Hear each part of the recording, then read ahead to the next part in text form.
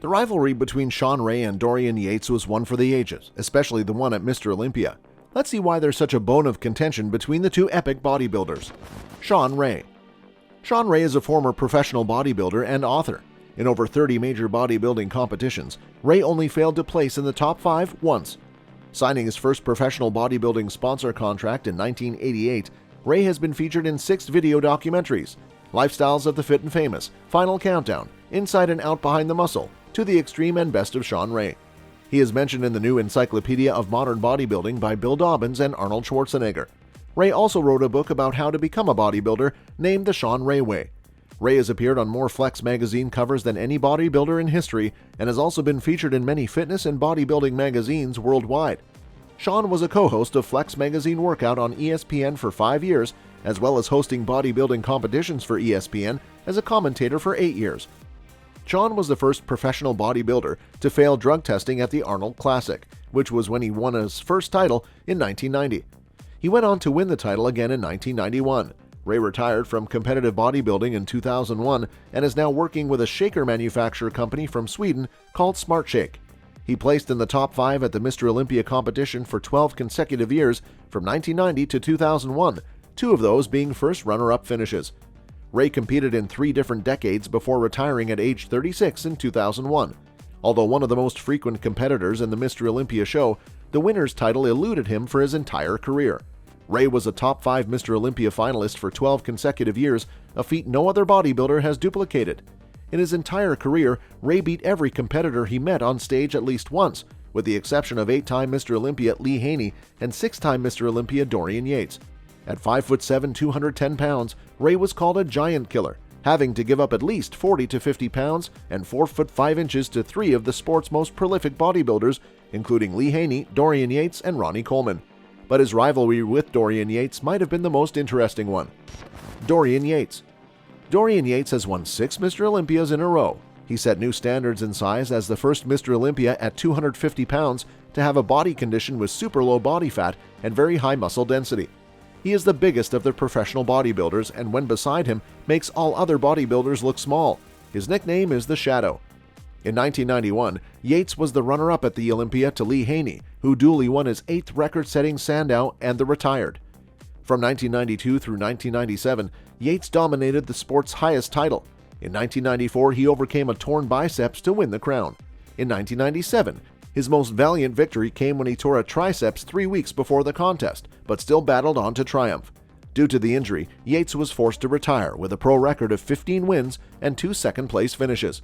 Yates may well be the bodybuilder that most aspiring trainees can best identify with because of his blue-collar roots, dogged determination, and quiet confidence. His book, co-written by Peter Magot, is titled A Warrior Story, a perfect appellation for his competitive days for the Brit with no quit.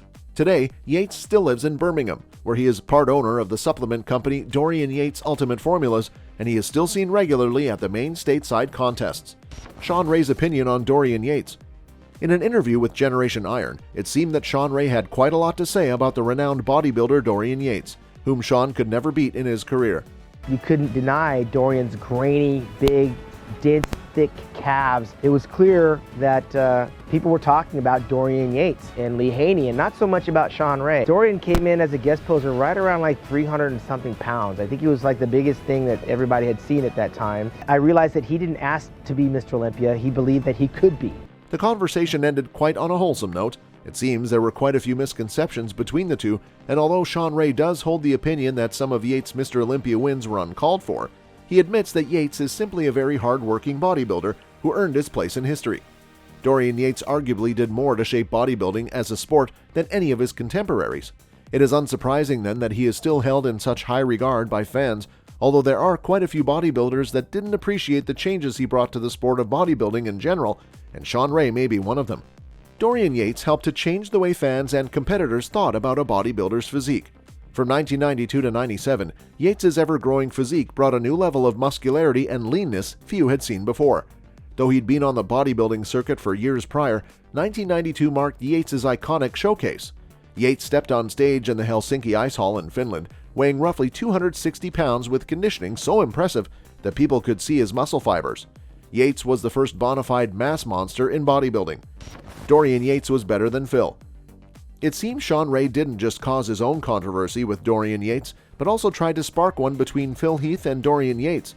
After winning his 7th straight Olympia contest, Phil Heath entered rarefied air with the likes of Dorian Yates, Arnold Schwarzenegger, Lee Haney, and Ronnie Coleman. These men are the only bodybuilders to win the Super Bowl of Bodybuilding championships multiple times. It's a feat that Phil Heath is surely proud of, and from the looks of things, he's just getting started. But it's interesting to wonder how Phil Heath would have stacked up against one of the former champions in their prime. Dorian Yates was once considered the best of the best at bodybuilding. Not even Shawn Ray, Flex Wheeler, or the great Kevin Levrone could dethrone the former Olympia king when he was at the top of his game. Even by today's standards, Dorian Yates was an absolute freak with genetics that boggled the mind. He made constant leaps of greatness in every competition. When you went to an Olympia show, you could bet you were going to see a new and improved version of Yates every time. Shawn Ray weighed in on how he thinks Phil Heath would compare on stage to Dorian Yates. Shawn says that Phil Heath boasts better arms, especially triceps, than Dorian. Phil also has better abdominal and thighs, but the real problem for him will be Dorian's frame. Why Shawn Ray walked away. For every legendary bodybuilder, their career must eventually come to an end.